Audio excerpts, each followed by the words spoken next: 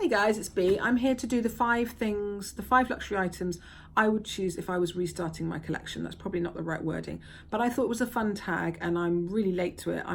I think I was tagged, but I can't remember by who. I just wanted to do this because I thought it looked fun. And the way I've interpreted it, because people have done it really differently, which has been quite fun to watch, but my take on it is going to be if, like, God forbid, my house burnt down and I had nothing, and I was in a position at some point in the future to get some luxury goods again, these would be the 5 things, or the 5 categories, and I'm showing examples, the 5 categories of things, and that actually I could live with that. I mean, you could live without any of it, but I thought I would impose that limit on myself, that like, some people have done it that these are the first 5 they'd get and then they'd go on to get other things. I'm kind of pretending these are the only 5. So if I could only have 5 things, what would I buy over? Okay, so I've got 5 categories and I'm going to tell you what they are up front and then go through them. So versatile medium to large bag, versatile small or mini bag, and then we've got jewellery kind of category, SLG, and an accessory. So we'll go into that. So, and then I'll kind of touch on what I wouldn't buy again. Doesn't mean I regret anything I've got. It's just that I maybe, if I lost all of my collection, would I buy as much as I've got now over again? Probably not. So my first pick is the Speedy 30 in the bandolier. I would definitely go for the bandolier for the versatility. It's worth the kind of extra money. And I would pick damier bin because for me, I think the damier bin, I love my monogram one, the smaller one, but I would go with the 30 because I think if you're only going to have one kind of daily, everyday bag, I would want it to be slightly bigger because it would be like more versatile, because the other bag I'm going to show you is tiny.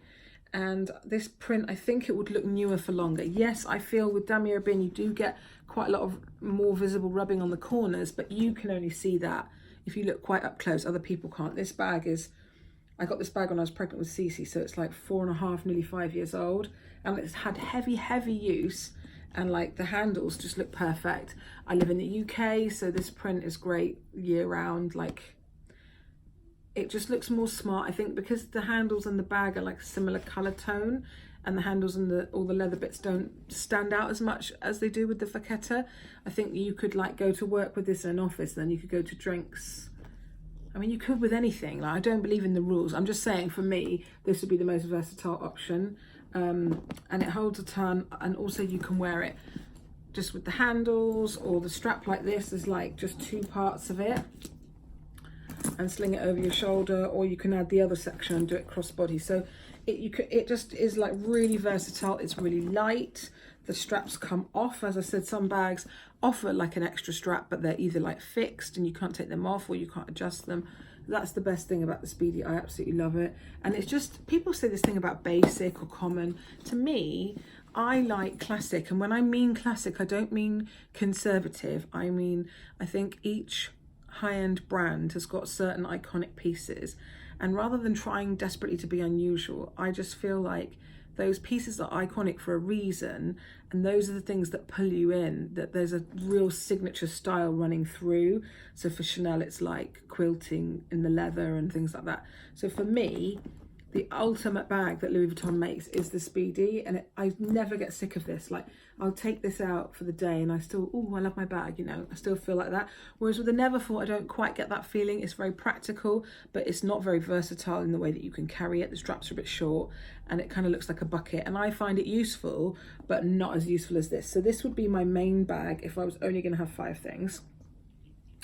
And then I would pick a second bag using up 2 of my options on bags, and I would get a wallet on a chain from Chanel, because if I was only going to have one kind of bag from Chanel, I would pick something that had a slightly better price point, and I actually find this sometimes more versatile than my flaps. The reason I have 3 fairly classic looking, well, very classic looking Chanel flaps is because each one of them, there's something that's not quite right, if that makes a sense. Like, each one has a different way of carrying it because of the strap length, and that makes you crave another one. So the Jumbo is the perfect shoulder bag. I love it doubled up on the shoulder, and I wear it crossbody only for practical reasons. I don't think it looks great, it's too boxy, but I'll put it crossbody if I'm like handling luggage or in a situation where I need my hands.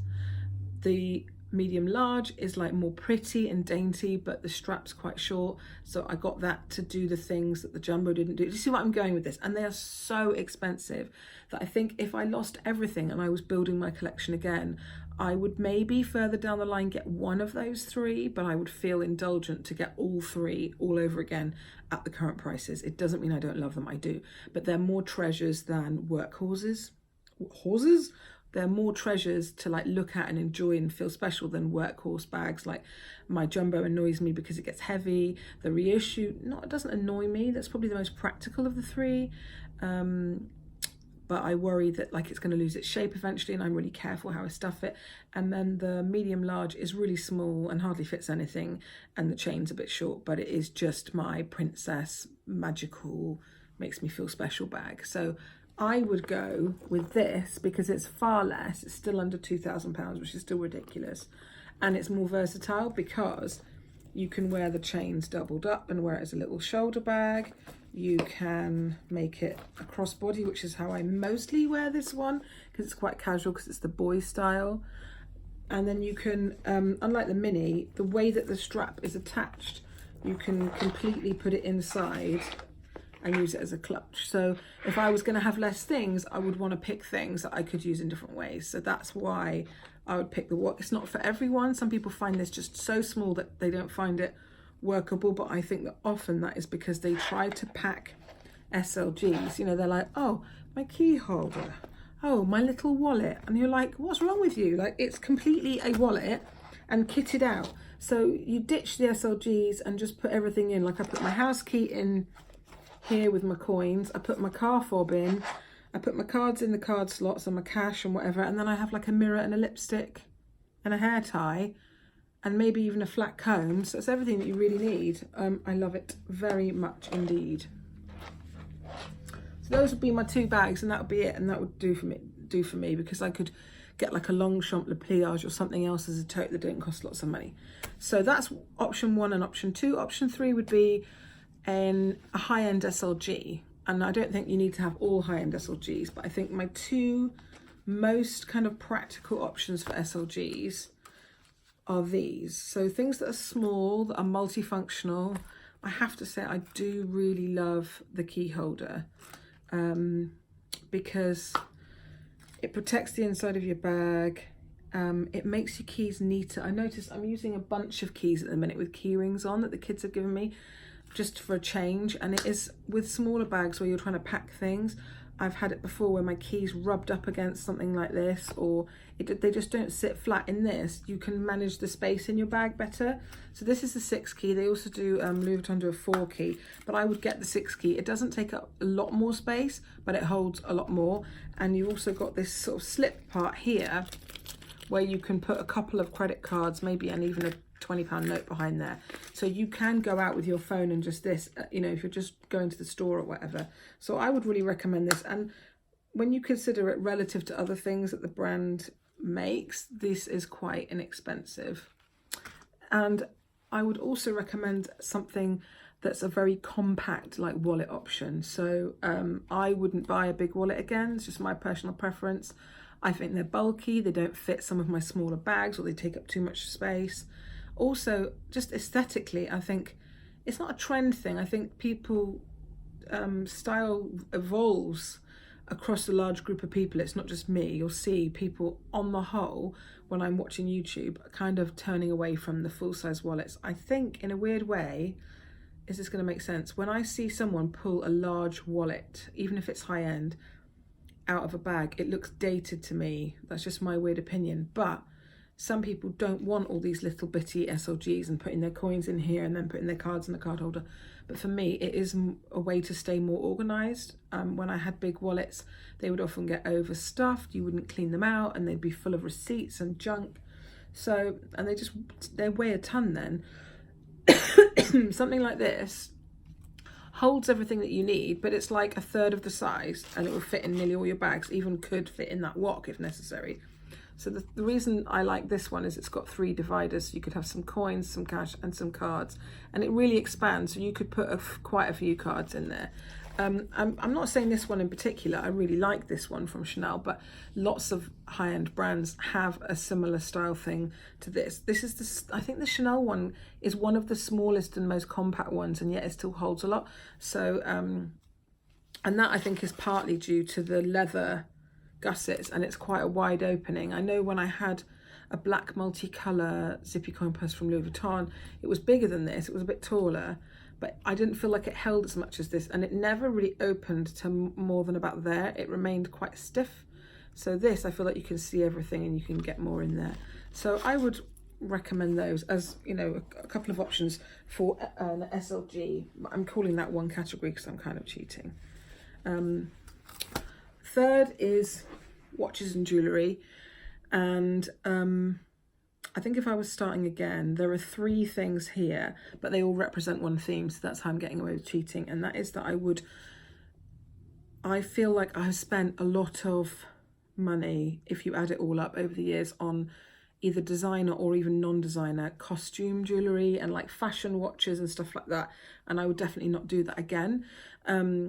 There are only a couple of exceptions really, and that would be my Dior tribal earrings. I really love them. I still think that they're like a fashion thing and that in 5 years they'll be out of fashion, so I won't wear them.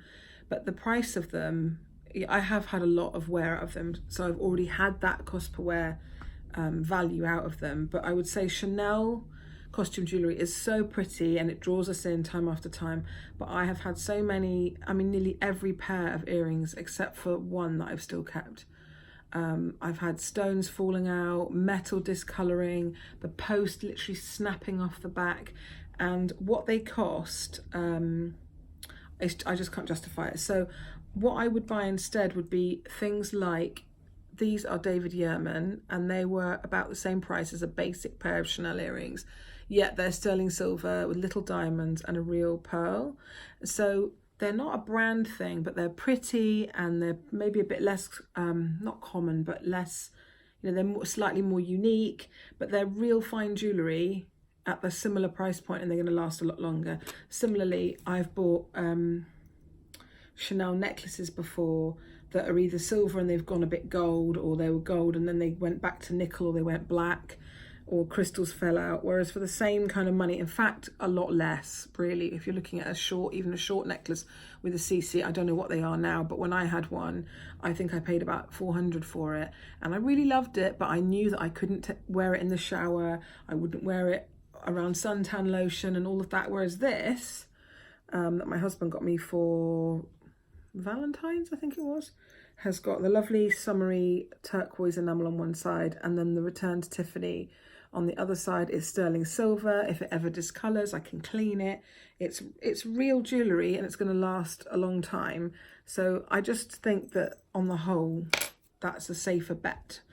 And then I've got one more, and also in that I would just have one really beautiful quality luxury timepiece and get rid of all my other, like, you know, oh my god, when I was in my early 20s I used to buy Armani and Gucci watches, but they were like fashion watches, but they were hundreds and hundreds of pounds, but like they really go out of fashion and date, and some of them just sort of died and couldn't be fixed and stuff like that. So I would get my Rolex again in a heartbeat if anything happened and I was starting my collection again. But that kind of is all part of that category. That's how I'm getting around it. And the last one would be that I would choose one luxury scarf, because I think you can wear like an inexpensive jacket or a nice bit of knitwear when it's cold and put a scarf on and it makes an outfit. And out of all of my scarves, I wouldn't choose a Louis Vuitton one. I think that they are lovely, and I've got 2 of the shawls still, but they are kind of shiny and a bit more dressy, and I only want to wear them in certain situations. For my very casual look and everyday lifestyle, my favourite, and I don't think they do this anymore because I tried to get one for someone as a gift and I couldn't find it no matter which way I searched on the Burberry website, but I love the big square shawls that they do. I had 3 or 4 and I downsized to 2, the ones that I wore the most, because I just thought it was getting a bit insane. I had a lovely red one and I sold that because I just don't really wear red. I just wear little bits of red like this. But this is my ivory one, so it's a huge square. It hasn't snagged very much. It's patterned, but because the pattern's so big and blown up, you can wear it with a I mean, I can easily wear it with this and it wouldn't look over the top. It's warm. It's not itchy. I just love it so much. So I would let myself have one really lovely shawl scarf if I was replacing everything. So just to run from the top, I would choose a versatile medium to large bag, and that would be that one. I would choose a small bag when I want something smaller. I would choose a designer, just one or two, maybe designer SLG, something small and versatile that could fit in both. I would choose just a real watch, and then maybe just one or two bits of sterling silver or fine jewellery. For example, like I just wear studs all the time. All my dangly earrings, I hardly ever get them out. Even for a night out, I put them on and I feel like I just look over the top. These are new, these are little teardrop ones, and they're diamonds and morganite, and they're really nice quality, but they're not, again, these are about $2.50, less than Chanel earrings, but they're going to last a lot longer. And then a lovely scarf. So that's what I would buy if I had to start over. I hope you enjoyed this, guys. See you next time. Bye bye.